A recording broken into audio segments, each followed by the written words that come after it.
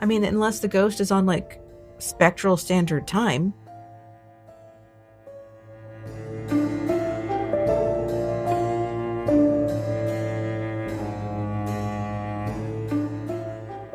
Welcome, stranger, to Madame Strangeways, where I, Madame Strangeways, narrate your true strange stories of the unexplained. Whether you're a skeptic, a believer, or some secret third thing, stick around after the story where I will share my strange thoughts and strange research about said strange story. Along the way, I'll also drag you down a slew of strange rabbit holes, kicking and screaming if needs must. But before we get to this true strange story, or any sorts of kicking or screaming, the strangest of shoutouts to my Patreon patrons. TJ Hodder of the Tapes of Trepidation podcast, Gmanmusic, Ted, Keith, and Tori. Thank you so much to my Feral Fiendish 5 for supporting the show. Hear your name at the beginning of every episode, get a free sticker, and also get bonus Madame Strange Notes episodes for joining the Patreon today at madamestrangeways.com or patreon.com/madamestrangeways. Oh, perfect timing. Sounds like it's about to rain hellcats and hellhounds out there. So you know what that means. Settle in for a true strange story here with Madame Strangeways.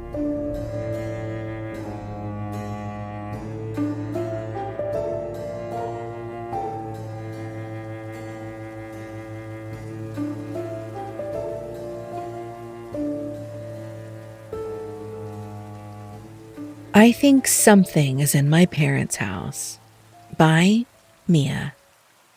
The year I graduated high school, my parents moved into a new house way out in the middle of nowhere. I wasn't there for very long before I moved out, but before I did, I always felt really weird when I was home. I had my own room, but it never really felt like mine. I'm not sure how I can explain it. Maybe 3 or 4 months later, I moved out into my own apartment. After my first night in the new apartment, I woke up to see missed calls from my mom around 3:30 a.m. I immediately called her as soon as I saw it. She asked me why I was home the night before and asked if everything was okay. Confused, I told her I wasn't.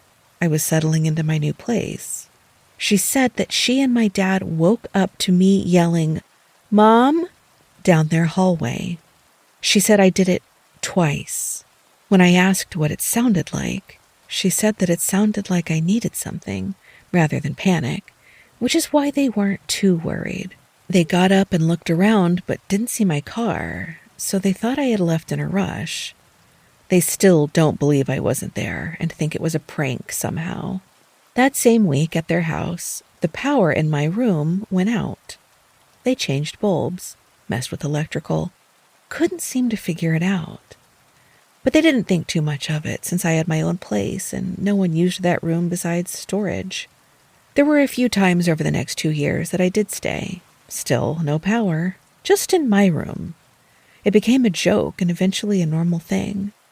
No one seemed to really care to fix it. But then, at one point, I had to move back home.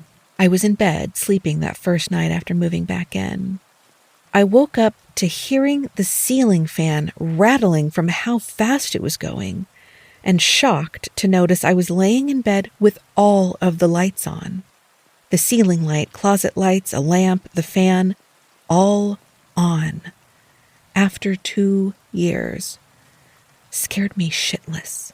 I couldn't believe it was random and that all of those switches were all turned on this whole time. No one else seems to believe me, and they brush it off as a coincidence.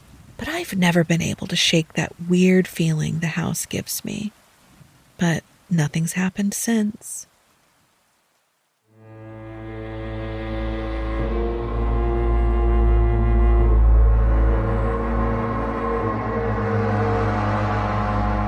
Mia, thank you so much for allowing me to share your story on the show. I hate it.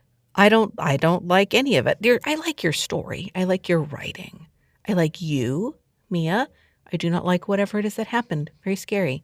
I do want to mention before we get too far that Mia did leave a comment that gave a little bit more background into the story. So here you go. This is from Mia from the comments. I did eventually look into it being the history of the house.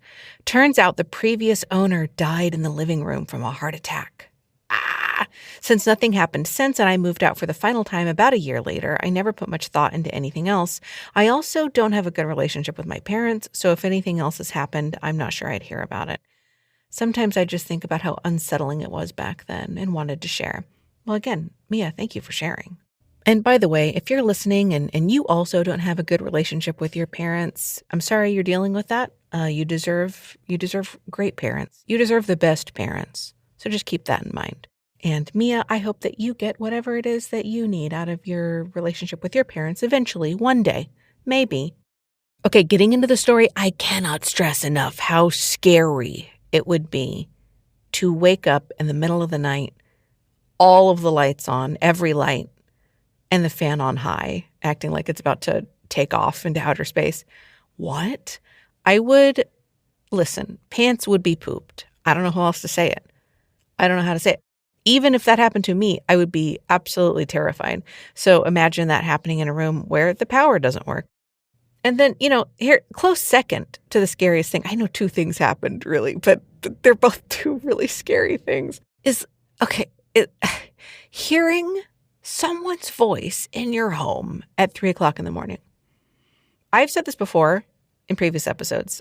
I will continue to say it until I am blue in the face. Something that's normal in the daytime happening in the middle of the night, some of the scariest shit that you could ever consider, that you could ever come up with. Scary stuff. Door knocking, doorbell ringing, 3 a.m., evil. Nope. Absolutely do not knock on my door, ring my doorbell. Don't also, call someone calling, if you're a mom, someone saying, Mom, in your home in which they live, totally normal. 3 a.m., concerning, but normal. Maybe slightly abnormal, but not outside of the realm of possibility. But when Mia's not even there and her mom is hearing, Mom, not once, but twice, Mom, fuck off. No. And of course Mia's mom, of course Mama Mia thought, it was baby Mia calling her name. Of course. Why wouldn't you? Why wouldn't you think that? I hate it. Okay. Anyway, enough about how scary that story was to me. Like we do in every episode, we like to talk here, and I say we, the royal we, the strange we. The strange we likes to discuss not only paranormal possibilities, pee-pee, you might say, but also mundane possibilities, MP, not as funny. Mundane or skeptical possibilities. So we're going to go through both of those today, and I'm kind of like on the fence of which one to start with. You know what? I'll start with skeptical. I'll start with skeptical first, and then we'll go into paranormal because I think I have more skeptical. Pause. Okay, I'm back. Just kidding. I have more skeptical and less paranormal. So I will start with paranormal today. Paranormal thoughts, research, strange history, strange folklore, strange stuff. TM, trademarked. We're going to start there, paranormal. So first of all, the voice being called in the house in the middle of the night. Ugh. Okay, here's the thing. I think the first thing, when someone in the year 2026, I can't believe it's 2026. I'm recording this on New Year's Day, 2026. So that's new. So in the year 2026, I think when some, if not most, paranormal fans hear that someone hears a voice of a loved one that is not that loved one, I think their head goes to a mimic, sometimes also referred to as an Appalachian mimic.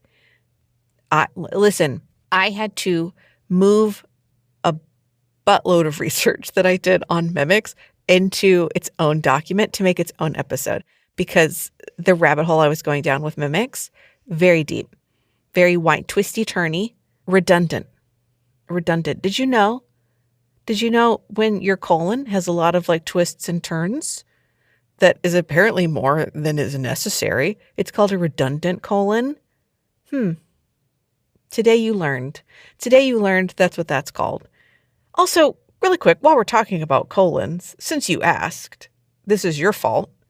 Since you asked about colons, apparently, a lot of women have redundant colons. And so it's almost like we don't need a term for it. It's almost like we based our scientific knowledge on colons on men's bodies and not women's. Oh, it's so weird how that happens. That's never happened before, and it'll never happen again. Anyway, a redundant rabbit hole, if you will. Maybe we don't, you know what?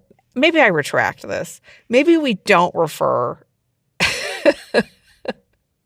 to strange rabbit holes with the same terminology that one refers to the colon. It is pretty funny, though. I mean, right? All right. Anyway, my point is too much stuff to share about mimics because I don't think this is a mimic. I don't even know if mimics exist. I said it. We'll talk about it on a future episode. I don't think this is a mimic, even though they're so popular right now. But something I have talked about in previous episodes, specifically with you, when you hear a loved one that's not actually in the home, here's something. This is from Scandinavian folklore. It's called a vadoga. So it's kind of like deja vu meets doppelganger. So this is from Wikipedia. Stories typically include instances that are nearly deja vu in substance, but in reverse, whereas spirit with the subject's footsteps, voice, scent, or appearance and overall demeanor precedes them in a location or activity, resulting in witnesses believing that they have seen or heard the actual person before the person physically arrives. It has been linked to being a phantom double or form of bilocation. In Finnish folklore, the concept is actually known as an etienen. In all of these terms, doppelganger, vadoga, etienen, there are umlauts or whatever the O with the slash through them is. So wish me luck. And we are going to go into the Finnish version of this, but before we finish, can I, how can I do that? Before we finish this section, I want to talk about bilocation because, I was like, hold on, this did not get my attention the last time I went down this little rabbit hole. Bilocation, or sometimes multi-location, is an alleged psychic or miraculous ability wherein an individual or object is located or appears to be located in two distinct places at the same time. Reports of bilocational phenomena have been made in a wide variety of historical and religious contexts, ranging from ancient Greek legends and Christian traditions to modern occultism. Bilocation actually figures heavily in David Lynch's film Lost Highway, 1997, and the phenomenon is one of the main ideas in Stephen King's fiction novel The Outsider. Mia, did you bilocate in your sleep? Maybe you bilocated. Maybe bilocation is like snoring, where like you don't know that you do it until someone tells you that you do it. Although I would have to then wonder, does bilocation have a product you can buy that will help you stop bilocating, like snore strips that go on your nose? Do you have one of those to keep you from bilocating? Let me know. Mia, are you a bilocator? Are you a sleep bilocator? Is that something that happens? All right, we're going to finish... the paranormal section with more Finnish folklore. So in Finnish folklore, all places and things, this is from Wikipedia, and also human beings have a guardian spirit of their own. One such of those is called an etiainen. I don't know how I pronounced it a little bit ago. I could go back. We're going to soldier on. So, progress over perfection here. So an etiainen, an image, doppelganger, or just an impression that goes ahead of a person, doing things the person in question later does, which I feel like Mia would call mom, like down the hall in her parents' home. That feels like something she would do in the future. For example, people waiting for someone at home might hear the door close as if they're the one waiting, as if the one they're waiting for arrived, or even see their shadow or a silhouette, only to realize that they haven't arrived yet after all. When the person finally comes home, they would repeat the actions of the etiainen that the people waiting witnessed earlier. Again, Mia would totally call mom. Like, that just seems like something, Mia, tell me if I'm wrong, but I feel like I'm right. In modern Finnish, the term has detached from its shamanistic origins and refers to premonition. Unlike clairvoyance, divination, and similar practices, etiaiset I didn't practice that one. That's the plural version of etiainen. Etiainen phenomena are spontaneous and can't be induced. Quite the opposite. They may be unwanted and cause anxiety, like ghosts. Okay, when I made my excellent finish pun, that is the first time anyone has ever made that joke, I said we were finishing the paranormal. I lied. I meant we were finishing the voice phenomena. Da, da, da, da, da. So we're moving on to electricity. The paranormal explanations for electricity. The lights going out, staying out for 2 years, and then mysteriously coming back on in the middle of the night. Every single switch turned on, including the lamps, which I do have a question. We're going to get into it, but just I'm going to set it right here. Why was there a lamp plugged in a room that doesn't have electricity? I do wonder. I have questions. We'll talk about it. Did the ghost do it? We'll find out. We're going to talk about it more.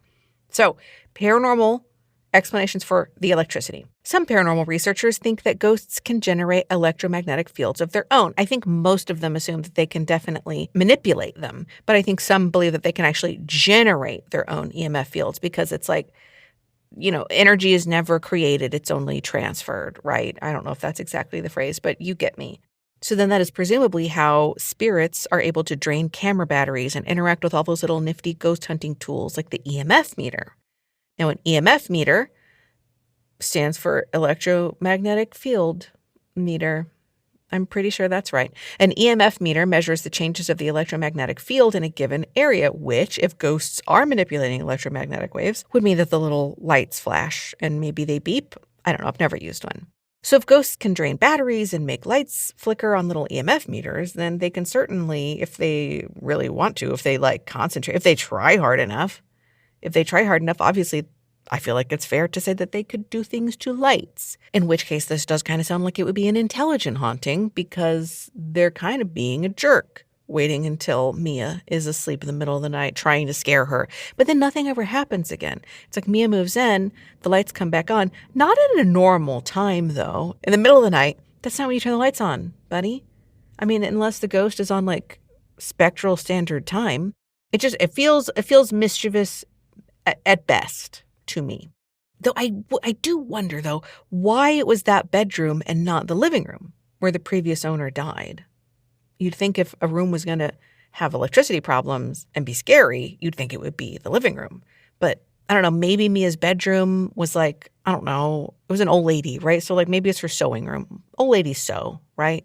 Or maybe it was the old lady's demon summoning room. Maybe that's what she used the spare bedroom for. We'll never know. Okay, now we move on to the skeptical theories and skeptical research for Mia's story. So starting with the voice, hearing Mia's voice in the middle of the night when she wasn't there. I think that it's perfectly fair that the night your daughter moves out of the house, that you might be in the sort of headspace that might make you think that something you heard was your daughter calling out for you. Because when you have higher anxiety or higher stress, you are more likely to have either exploding head syndrome, which is where when you're asleep, you get violently woken up to the sound of something huge crashing or exploding, like your head. But there's nothing there. And if you haven't experienced it, you know what? How does it feel? How does it feel being the chosen one? Because it's extremely stressful. And then, of course, hypnagogic auditory hallucinations, those do come up also with more increased stress or anxiety.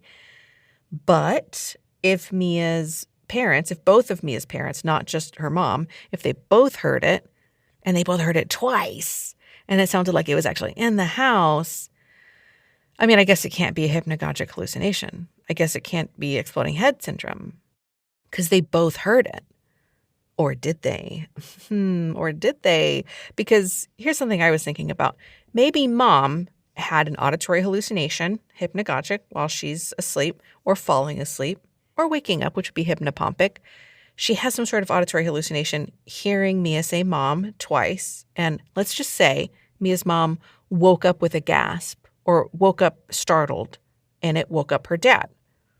Look, I know that dads can be unwake-upable. I know. We're going to, in this example, he did wake up. Okay, let's say it woke up her dad. He didn't hear anything. Mom did. I mean, we'll never know what happened. But assuming Dad didn't actually hear Mia's voice, as I've discussed in previous episodes, specifically I think most recently the disappearing cabin episode, memory can be altered scarily easily, accidentally, not even on purpose. Your memory can be altered by the influence of other people sharing their memories or their experiences, even if they're different than yours. So Elizabeth Loftus, who I mentioned heavily in the disappearing cabin episode, is an American psychologist best known for her studies on the misinformation effect, false memory, and her criticism of recovered memory therapies, which we love to hear. Again, the strange royal we love to hear that because recovered memory, bunk, boo, we don't love it. So from Slate.com by William Salatin, that sounds right. In one experiment, Loftus showed her subjects a multi-car collision and asked some of them, "Did you see a broken headlight?" She asked others a leading version of the question, changing it to, "Did you see the broken headlight?" You see, instead of did you see a headlight? Asking a normal question. A leading question is, did you see the headlight? Meaning there was a headlight there. Did you see it or not? Of the 6 questions posed in this dual format, 3 referred to things that weren't in the film, like a broken headlight that wasn't actually there. Compared with subjects who heard the question with an A, those who heard it with the headlight were twice as likely to say that they had seen a bogus item that wasn't actually in the video. Because they were asked the question, did you see the broken headlight? And then someone goes, now they're seeing it in their head and they think that they saw it. They didn't see it. It's false memories. It's so scary how quickly and easily this can happen.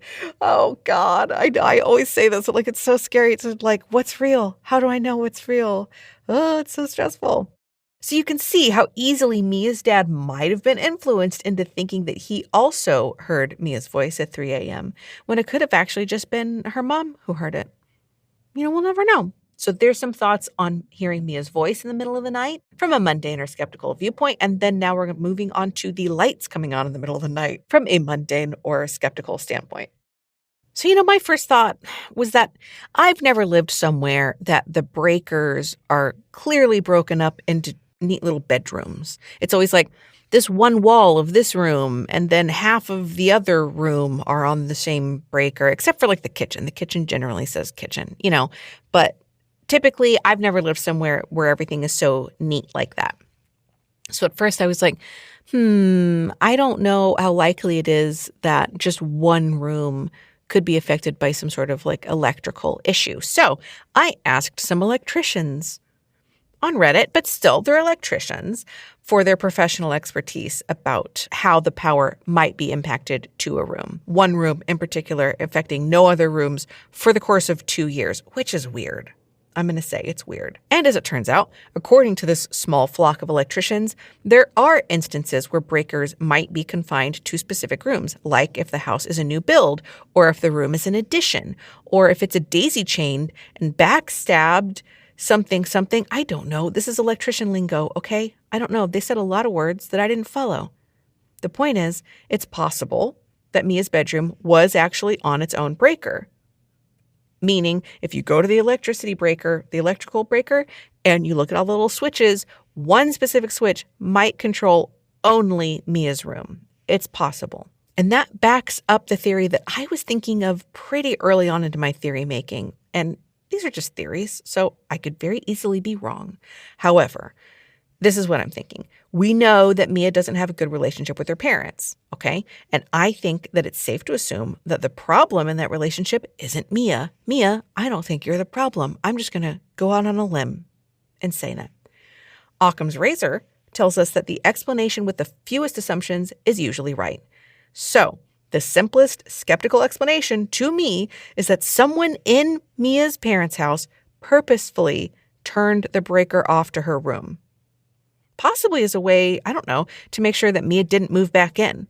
Oh, sorry, Mia, you can't move back into your old room because the power's out there, so you're definitely not going to live here because we don't have any power for you.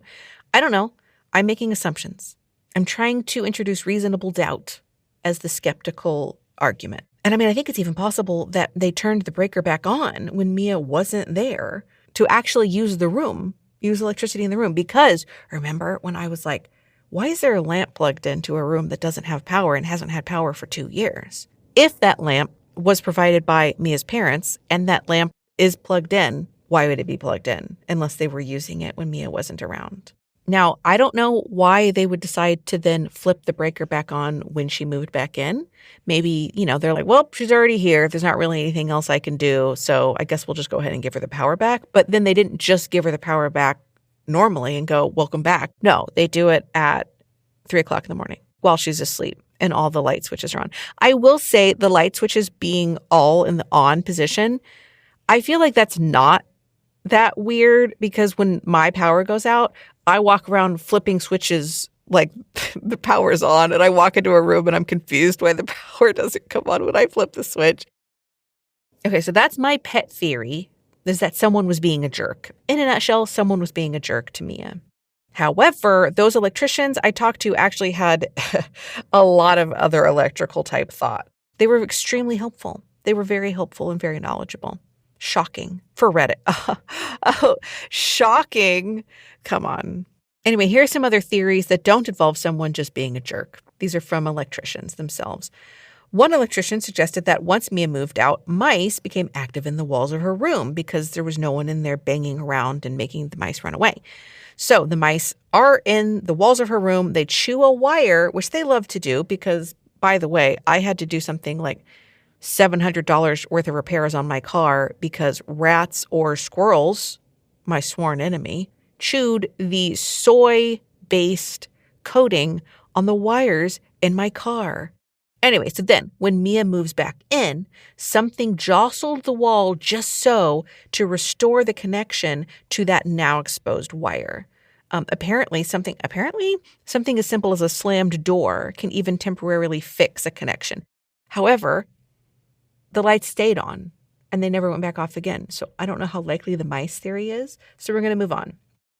I think that a lot of people whose lights flicker immediately jump to it's a ghost. I mean, like I know 2 off the top of my head who have come to me and said, my lights were flickering. I think it's blank, like my aunt who died, my such and such who died. They would rather it be a ghost than have to pay an electrician. Maybe that's what it is. Wishful thinking.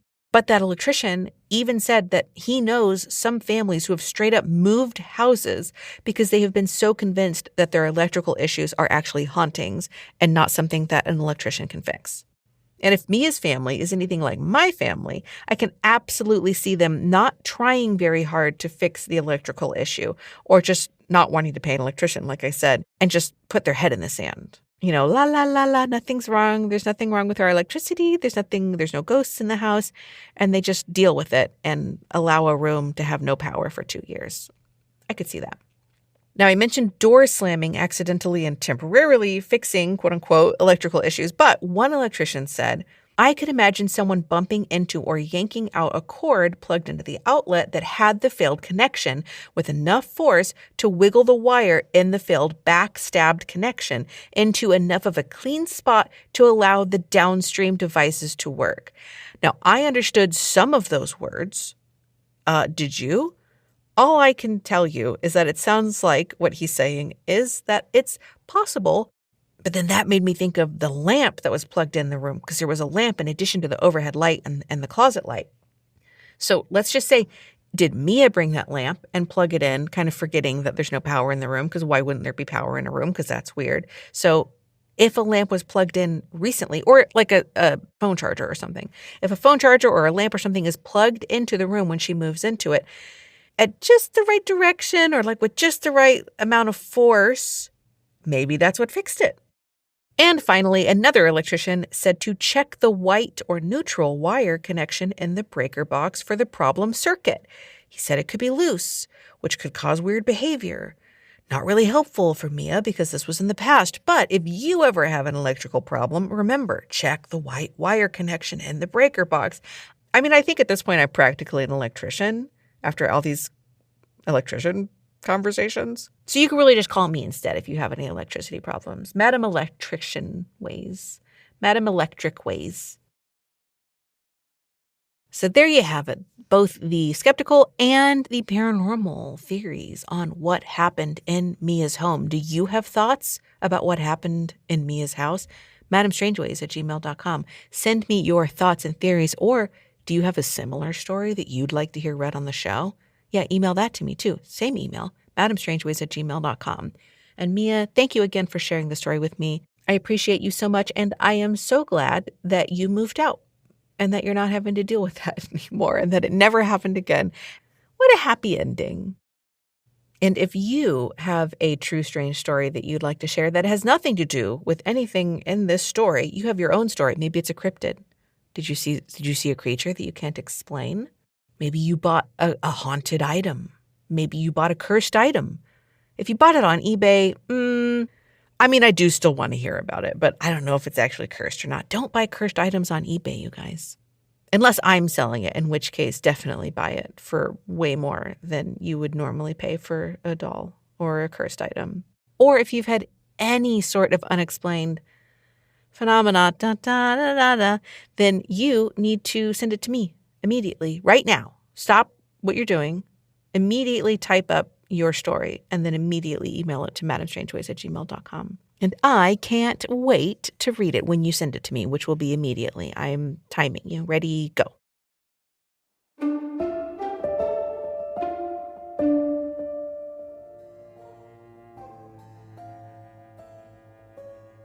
Remember that you can feel afraid and not be in danger. You're safe here with me. Probably. Thank you for joining me for more true strange stories of the unexplained. I'm running a One Madam show here, though, so please do me a strange solid and follow the podcast, or leave me a rating on Apple or Spotify, and or consider joining the Patreon at patreon.com/madamestrangeways for more bonus content. And please remember, tell your friends and foes about the show. It would mean the world to me. The underworld, obviously. Madame Strangeways is produced and narrated by me, Madame Strangeways. Theme music is by Marina Ryan at marinamakes.co. Cover art is by Andrea Chiselle Roldan at Cult of Teddy on Instagram.